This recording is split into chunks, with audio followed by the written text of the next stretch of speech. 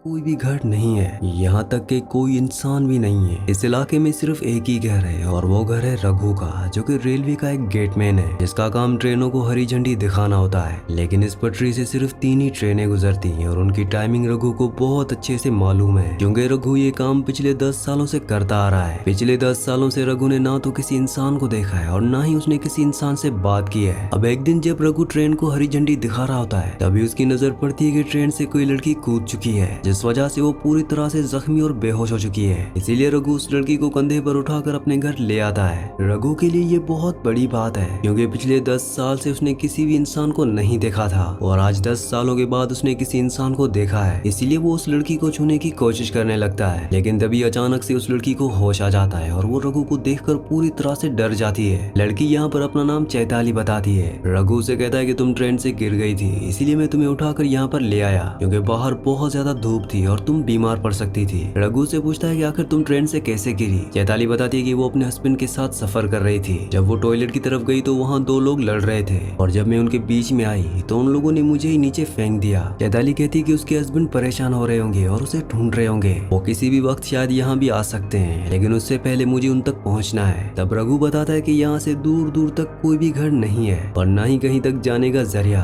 अगर तुम्हारे हस्बैंड तुम्हें ढूंढने के लिए आएंगे तो वो यहीं आएंगे, इसलिए तुम्हें यहीं पर रुकना चाहिए। लेकिन चैताली रघु की बात नहीं मानती और अकेले ही रेगिस्तान में निकल पड़ती है। चैताली बहुत दूर तक जाती है, लेकिन दूर दूर तक कोई भी घर नहीं होता। तभी यहाँ पर चैताली को चक्कर आने लगते हैं और वो बेहोश हो जाती है। इसके बाद हम देखते हैं कि रघु चैताली का पीछा कर रहा था। जब वो बेहोश हुई तो वो उसे फिर से उठाकर अपने घर ले आया और जो चैताली के पैर में चोट लग चुकी थी उन पर वो मरहम लगा रहा होता है। रघु चैताली को समझाता है कि तुम यहाँ से नहीं जा सकती, तुम अपने हस्बैंड को यहीं पर आने दो। लेकिन चैताली को रघु के ऊपर बिल्कुल भी भरोसा नहीं है, क्योंकि वो किसी अनजान शख्स के साथ ऐसे रात नहीं बिता सकती। अगर उसने रात को कुछ कर दिया तो वो कुछ भी नहीं कर सकती। चैताली जैसे तैसे सो जाती है, लेकिन वो बार बार उठकर रघु को देख रही होती है, जो कि फर्श पर सो रहा होता है। रघु को ऐसा लगता है कि शायद चैताली अनकंफर्टेबल है, इसलिए वो घर से बाहर चला जाता है। चैताली जब देखती है कि रघु बाहर चला गया, तब जाकर वो सुकून की नींद सोती है। अगले दिन जब सुबह होती है तो रघु अपनी डेली रूटीन स्टार्ट कर देता है। वो सुबह 4:30 बजे उठता है, बहुत दूर से पानी लेकर आता है और सुबह सुबह एक ट्रेन भी आती है जिसे उसे हरी झंडी भी दिखानी होती है। रघु पिछले 10 सालों से यही रूटीन फॉलो कर रहा है और आज तक वो किसी भी ट्रेन का टाइम नहीं बोला है। रघु यहाँ पर चैताली को बताता है कि उसने पिछले 10 सालों से किसी भी इंसान से बात नहीं की है, उसे बात करना काफी पसंद है। यहाँ पर चैताली भी अब कहीं ना कहीं रघु पर यकीन करने लगी है, क्योंकि रात को उसने उसके साथ कुछ भी नहीं किया।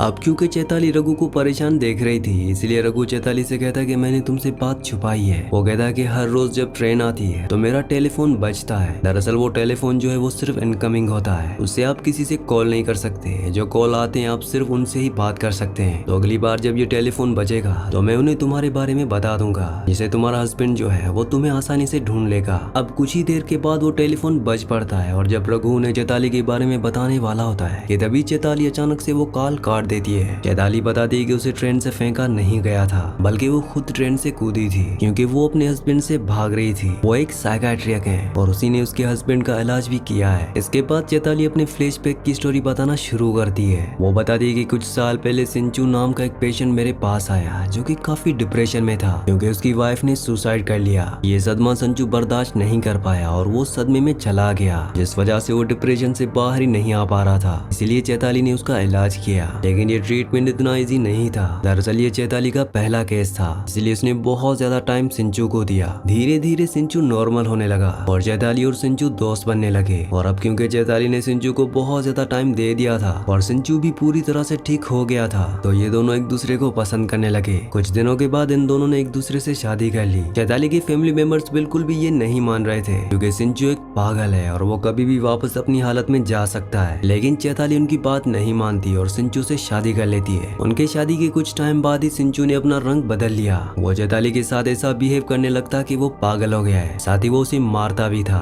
सिंचू की ये डेली रूटीन बन चुकी थी। वो रोज नशे और ड्रग्स करता और अपनी वाइफ चैताली को मारता। चैताली भी उससे पूरी तरह से परेशान हो चुकी थी। इस तरह से सिंचू चैताली की जिंदगी खराब करने लगा था। वीडियो में आगे बढ़ने से पहले जहाँ पर चैताली अब रघु के ऊपर भरोसा करने लगती है, इसीलिए वो नहाने के लिए जाती है। रघु बहुत दूर से पानी लेकर आया था और जब चैताली नहा रही होती है तो रघु चुपचाप से देखने लगता है। जब चैताली नहाकर अंदर आती है तो रघु उसे अपने कपड़े देता है और उसे पूछता है कि तुम्हारे पीठ पर जो चोट का निशान लगा है वो कैसे लगा। चैताली समझ जाती है कि रघु उसे नहाते हुए देख रहा था। वो बताती है कि ये चोट का निशान भी उसके हस्बैंड ने ही दिया है। जिसके बाद वो अपने फ्लैशबैक की स्टोरी को आगे बढ़ाते हुए बताती है कि उसने बहुत दिन तक सिंचू का टॉर्चर झेला, लेकिन एक दिन उसे सिंचू की डायरी मिल गई जिसमें उसने सब कुछ लिखा था। उस डायरी को पढ़ने के बाद चैताली को पता चलता है कि सिंचू की वाइफ ने सुसाइड नहीं की थी, बल्कि सिंचू ने ही अपनी वाइफ को मारा था और साथ ही उसने हॉस्पिटल की एक नर्स को भी मारा था, जिसके बारे में भी उसने उस डायरी में लिखा था। लेकिन तभी वहाँ पर सिंचू आ जाता है। वो चैताली को डायरी पढ़ता हुआ देख लेता है और वो उसे बहुत मारता है और पुलिस से बचने के लिए सिंचू चैताली को अपने साथ ट्रेन से कहीं ले जा रहा होता है और इसी बीच चैताली ने ट्रेन से जंप लगा दिया था। इसके बाद कहानी प्रेजेंट में आ जाती है। चैताली ने अपनी सारी कहानी बता दी होती है। ये सारी स्टोरी सुनने के बाद रघु कहता है कि तुम्हारी और मेरी स्टोरी जो है वो एकदम सेम है। मेरा भी इस दुनिया में कोई नहीं है और तुम्हारा भी। हम आराम से यहाँ पर जिंदगी जी सकते हैं। लेकिन चैताली को समझ में नहीं आ रहा होता कि रघु आखिर कहना क्या चाहता है। तभी ट्रेन का टाइम हो जाता है और रघु झंडी दिखाने के लिए चला जाता है। इसके बाद चैताली रघु का हाथ फटाने लगती है। वो उसके लिए खाना बनाती है और उसके रूम की साफ सफाई भी कर देती है। तभी चैताली के हाथ कुछ ऐसा लग जाता है कि वो पूरी तरह से हैरान रह जाती है। उसे न्यूज़पेपर की कुछ कटिंग मिलती है जिसमें लिखा हुआ था कि एक शख्स 4 लोगों को मारकर फरार हो गया था और चैताली को यहाँ पर ये बात भी पता चल जाती है कि रघु ने किसी दूसरे रघु की आइडेंटिटी चुराई है, जो कि पहले इसी लेवल क्रॉसिंग पर गेटमैन के रूप में काम किया करता था। ये सारी चीजें जानने के बाद चैताली रघु की तरफ चाकू लेकर बढ़ती है, लेकिन तभी यहाँ पर रघु चैताली से कहता है कि तुम्हें डरने की कोई जरूरत नहीं है, मैं तुम्हें सारी सच्चाई बताता हूँ। जिसके बाद रघु की स्टोरी फ्लैशबैक में जाती है और वो अपनी स्टोरी बताने लगता है। वो बताता है कि मेरी माँ ने मेरे लिए एक लड़की पसंद की थी और पहली मुलाकात में उसने उस लड़की को अपनी सारी सच्चाई बता दी। मैंने उसे बताया कि मैं एक लड़की से प्यार करता था, लेकिन उस लड़की ने मुझे धोखा दे दिया और एक अमीर आदमी से शादी कर ली और जिस लड़की से मैं शादी करने वाला था उसका कोई बॉयफ्रेंड नहीं था और वो भी मुझसे शादी करने के लिए मान जाती है। जिसके बाद मेरी शादी हो जाती है और कुछ 1 महीने के बाद मेरे खेत थे जहाँ पर काम करने के लिए मुझे बहुत मेहनत लगती थी, इसलिए मेरी वाइफ ने अपने कजिन को यहाँ पर काम करने के लिए बुला लिया। कुछ टाइम के बाद मैं एक बच्चे का बाप बन गया और कुछ सालों के बाद हमारे 2 बच्चे हो चुके थे।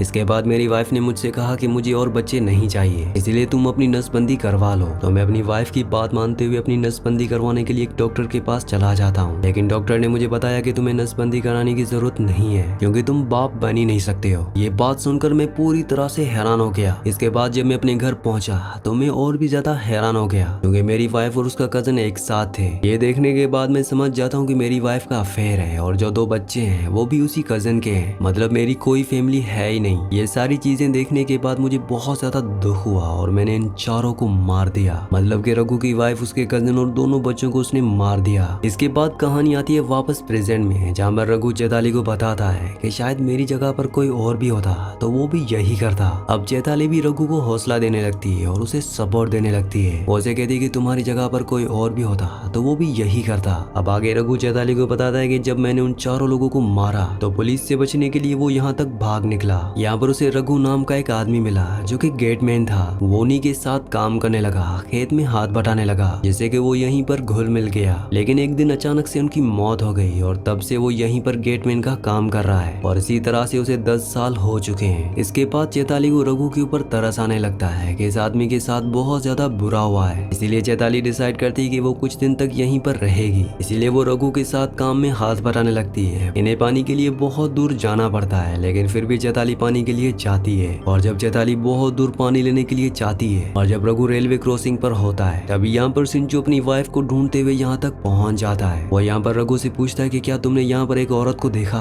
रघु साफ साफ मना कर देता है। वो कहता है कि उसने किसी भी ऐसी औरत को यहाँ पर नहीं देखा है। यहाँ पर सिंचू बताता है कि उसकी वाइफ का ट्रीटमेंट चल रहा है, वो पूरी तरह से पागल है, उसका नाम शिखा है और वो अपने मन से ही उल्टी सीधी बातें बताने लगती है और कहने लगती है कि मैं एक डॉक्टर हूँ, अगर शिखा किसी के साथ रह रही है तो उसे जानलेवा खतरा भी हो सकता है। अगर तुमने उस लड़की को देखा है तो मुझे बता दो। मेरी वाइफ शिखा का इलाज चल रहा है और मेरा नाम डॉक्टर सिंचू है। ये सारी बातें सुनने के बाद यहाँ पर रघु को यकीन नहीं हो रहा होता कि आखिर वो किसके ऊपर भरोसा करे और किसके ऊपर नहीं। ये सारी बातें सुनने के बाद रघु फौरन उस जगह पर जाता है जहाँ पर चैताली पानी के लिए गई थी। रघु से कहता है कि ये शिखा कौन है। वो समझ जाती है कि उसका हस्बैंड सिंचू यहाँ पर आ चुका है। यहाँ पर चैताली उसे समझाने की कोशिश करती है कि शिखा जो है वो उसकी वाइफ का नाम है और उसकी वाइफ को वो मार चुका है। जैसा तुम्हें उसने मनाया है उसी तरह से वो सबको मना लेता है और मेरे बारे में पता कर लेता है, और अगर मैं उसके पास गई तो वो मुझे मार देगा। यहाँ पर रघु को उसके ऊपर भरोसा तो नहीं हो रहा होता, लेकिन कहीं ना कहीं चैताली भी ये बात समझ चुकी है। इसीलिए चैताली कहती है कि हम एक काम करते हैं, हम लोग पुलिस को बुला लेते हैं। लेकिन रघु फौरन मना कर देता है। वो कहता है कि पुलिस यहाँ पर नहीं आएगी क्योंकि रघु खुद भागा हुआ एक मुजरिम है। तो अब वो दोनों वापस जाते हैं, जहाँ पर सिंचू चैताली को अपने साथ वापस ले जाने लगता है। जाते जाते चैताली यहाँ पर रघु से कहती है कि मैं तुम्हारे साथ कुछ वक्त बिताना चाहती थी, लेकिन तुम तो मुझे समझे ही नहीं। ये सारी बातें सुनने के बाद रघु सिंचू से कहता है कि तुम अपनी वाइफ को मार ही दोगे, उससे अच्छा तुम अपनी वाइफ को मुझे ही दे दो ताकि हम खुशी खुशी से इस जगह पर रह सकें। रघु और सिंचू जब बात कर रहे होते हैं तभी अचानक से चैताली जो है वो सिंचू के ऊपर एक हमला कर देती है, जिस वजह से वो पूरी तरह से इंजर्ड हो जाता है। और जब चैताली रघु से कहती है कि तुम्हें तो मेरे ऊपर भरोसा ही नहीं है, ये सुनने के बाद रघु सिंचू को पूरी तरह से जान से मार देता है। अब जब वो उसे दफनाने के लिए जा रहा होता है तो उसकी जेब से एक स्लिप निकलती है जो कि हॉस्पिटल की होती है, जिसमें लिखा हुआ होता है कि डॉक्टर सिंचू और उसकी पेशेंट शिखा। इसका मतलब यह है कि इनमें से साइको कोई और नहीं बल्कि चैताली है, जिसका असली नाम शिखा है और शिखा का ही ट्रीटमेंट चल रहा होता है और डॉक्टर सिंचू जो है वो उसका इलाज कर रहा था। तभी अचानक से चैताली रघु पर हमला कर देती है और उसे मारने की कोशिश करती है, लेकिन रघु को मारना इतना आसान नहीं था, बल्कि रघु ने ही यहाँ पर चैताली को जान से मार दिया। और यहाँ पर एक बहुत बड़ी चीज रिवील होती है। दरअसल असली में साइको तो रघु है। यहाँ पर हमें बताया जाता है कि रघु जिस लड़की से प्यार किया करता था और उस लड़की ने उसे धोखा दिया था और एक रईस आदमी के साथ शादी कर ली थी, तो रघु ने उन दोनों को मार दिया था, साथ में उनके बच्चों को भी मार दिया था। और यहाँ तक कि जिस जगह के रेलवे क्रॉसिंग के जो असली रघु थे